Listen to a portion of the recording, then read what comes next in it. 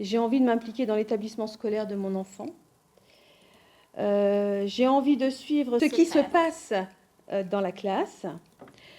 Je m'intéresse aux questions de scolarité. J'ai envie de faire le lien entre l'école et les parents. Donc ça, vous l'avez tous dit, même si c'est difficile, c'est quelque chose que vous souhaitez. Et je souhaite être le porte-parole de l'ensemble des parents de la classe. Voilà. Alors, le rôle du parent correspondant. Dans l'enseignement catholique, tous les membres de la communauté éducative sont appelés à participer au projet éducatif de l'établissement. Alors, est-ce que vous connaissez le projet éducatif de l'établissement ? Non. Alors, c'est un document que vous avez dû avoir sur École Directe. Je ne sais pas si ça vous dit quelque chose. C'est un document où ils appellent ça une anti-sèche. Il y a beaucoup d'informations sur tout ce qui va se passer dans l'année. Alors, vous n'avez peut-être pas pu.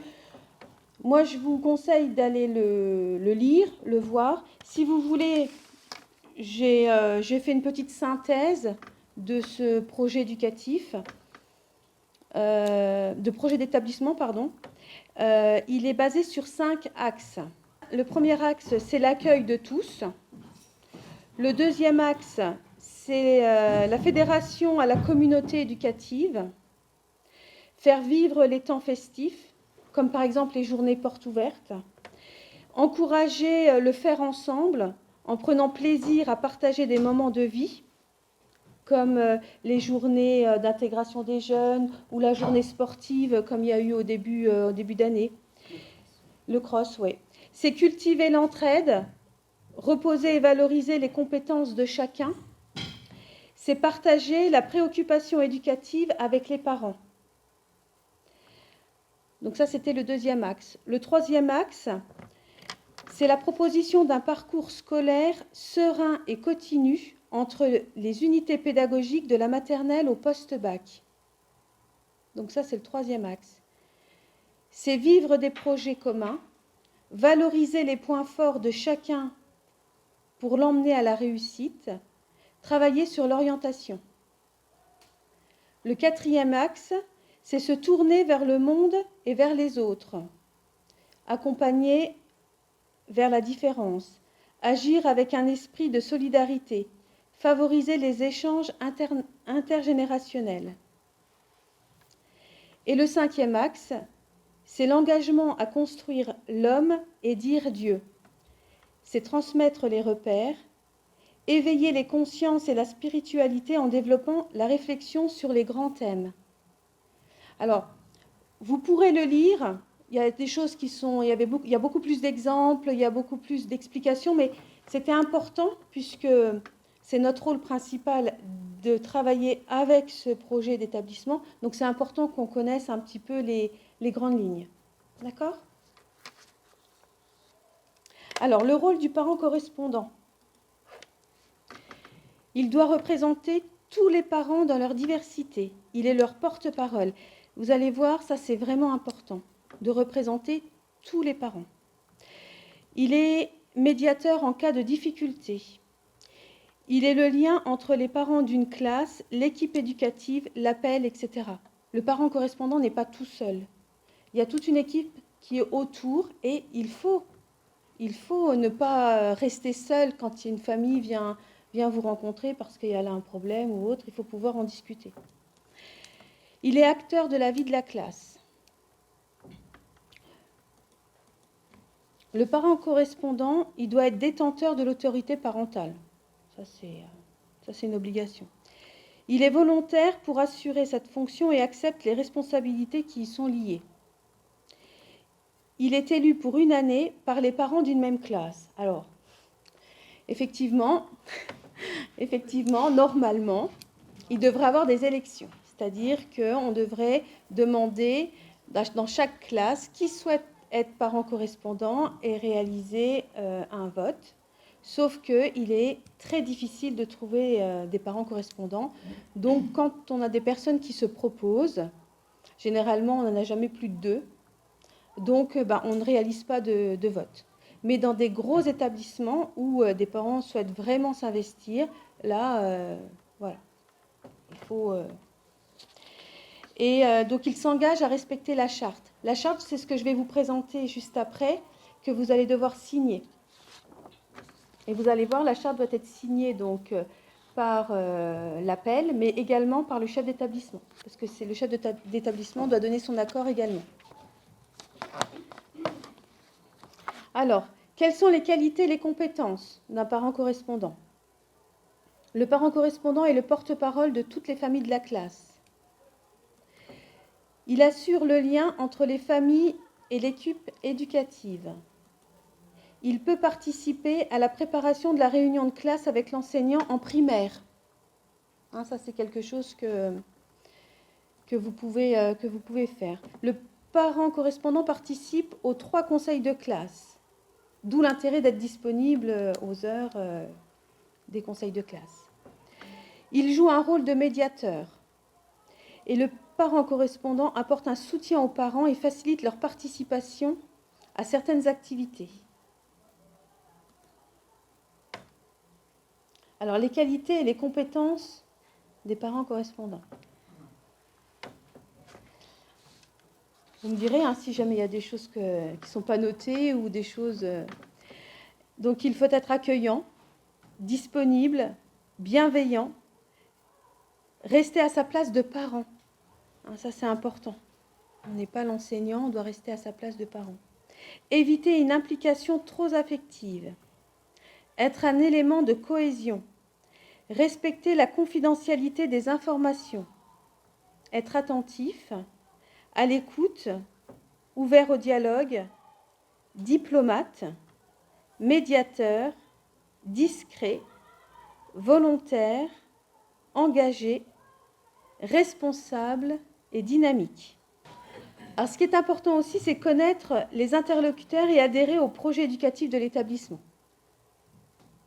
Hein, si jamais vous êtes contre beaucoup de choses de l'établissement, il vaut mieux laisser votre place. Parce que sinon, il n'y aura pas de cohésion possible et ça va être compliqué.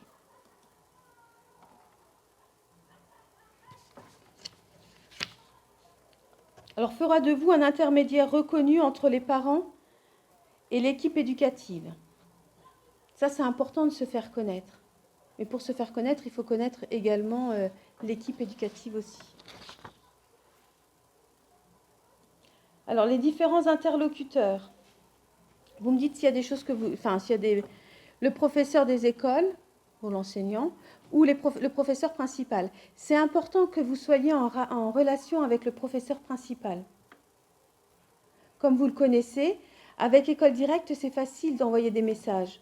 Juste pour savoir si tout se passe bien dans la classe ou autre, n'hésitez pas à envoyer des messages au professeur principal. Comme n'hésitez pas de le contacter si jamais une famille vient vous voir ou... voilà.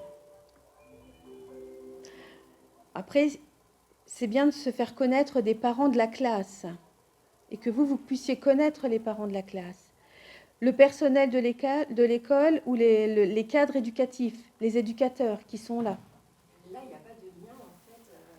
Par exemple, si on voulait passer un message à l'ensemble des boîtes mail, oui. par exemple, on n'a pas possibilité, ça, de le faire à travers École Directe. C'est quelque chose qu'on doit travailler. Après, vous pouvez envoyer un message à plusieurs enseignants, aux professeurs principaux. Après, pour envoyer un message auprès des familles, il faut toujours que ça passe par École Directe, il faut toujours que ça passe par... voilà. Oui, mais voilà. Alors, du coup, c'est le prof principal qui... Voilà, c'est ça. Voilà. Il vaut mieux qu'il y ait toujours ce passage-là. Non, mais c'est parce que des fois, il y a des choses qui... On ne sait jamais, c'est mieux. C'est mieux. Bon, le chef d'établissement que vous connaissez tous. Les responsables pastorales, catéchèse, bibliothèque, tout ça, ça va. Vous connaissez le responsable pastoral, le prêtre référent, et puis donc le président d'appel. Après, on n'a pas de service ISF ici. Non. Après, c'est dans d'autres établissements, il y a des gros établissements où il y a plus de structures. Vous n'avez pas les responsables d'unité pédagogique Moi, personnellement, l'année dernière, je passais par le prof principal et je passais par la responsable du collège. Je ne suis jamais passée par le chef d'établissement. Oui, bah, en fin de compte, oui, alors, je pense que c'est mieux. Hein. Ah oui, je pense que c'est mieux. Du coup, ils ne sont pas écrits. Ouais, en fin de compte, moi, je l'aurais mis dans le cadre éducatif, mais oui, c'est vrai, vous avez raison. Il vaut mieux, mais je vais, on rectifiera la diapo. Alors, comment agir? Donc, se faire connaître de l'ensemble des familles, nouer le dialogue avec le ou les enseignants, soutenir et faciliter l'organisation d'activités de la classe, de l'établissement et agir en lien avec l'appel. Ce qui est vraiment primordial, c'est se faire connaître de l'ensemble des familles. Alors, l'année dernière, les professeurs principaux, enfin, les parents correspondants qui le souhaitaient, donnaient leur adresse mail ou leur numéro de téléphone.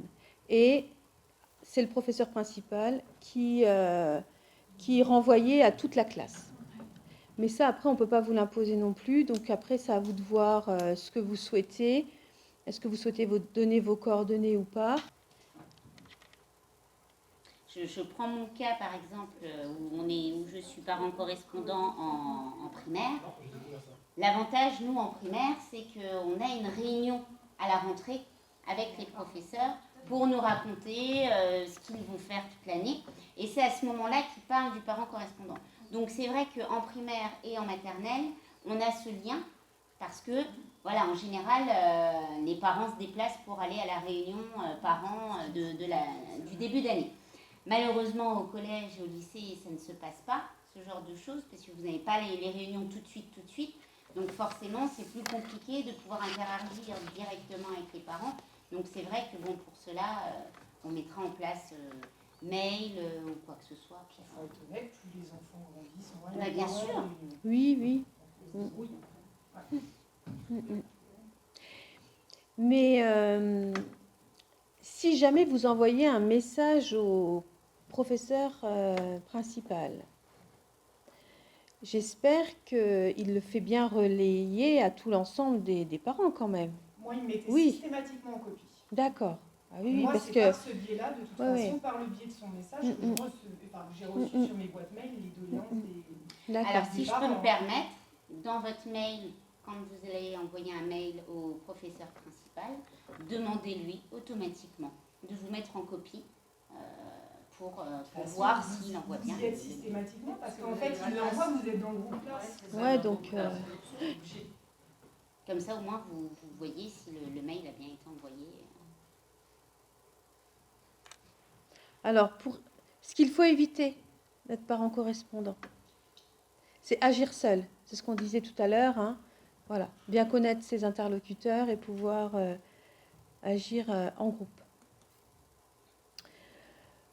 Ne voir la classe qu'à travers son propre enfant. Alors, c'est vrai que c'est difficile hein, quand on n'a pas de retour d'autres parents, mais on ne peut pas faire une généralité par rapport à son propre enfant.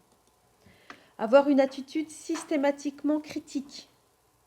Hein, ça, c'est vrai que si jamais ça ne va vraiment pas, autant ne pas avoir ce rôle-là, le laisser à quelqu'un d'autre et qu'on puisse voir après pour vous aider, pour voir les difficultés que vous rencontrez. Remettre en cause les méthodes pédagogiques des professeurs. Ça, c'est quelque chose qu'il faut vraiment éviter. Quand ça arrive, chaque professeur a des méthodes, a ses façons de faire. Après, il faut essayer de trouver des solutions avec ces façons de faire. Colporter des rumeurs, hein, c'est vrai que ça, il faut éviter, à bannir. Cristalliser les revendications de quelques parents.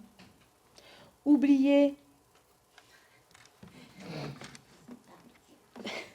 de rendre compte aux parents les actions entreprises. Hein, quand on vient vous parler d'un problème, si jamais vous allez régler si vous allez voir par rapport à ce problème-là, si on vous donne des comptes rendus, bien les retransmettre aux parents. Donner son interprétation personnelle au compte rendu de la réunion.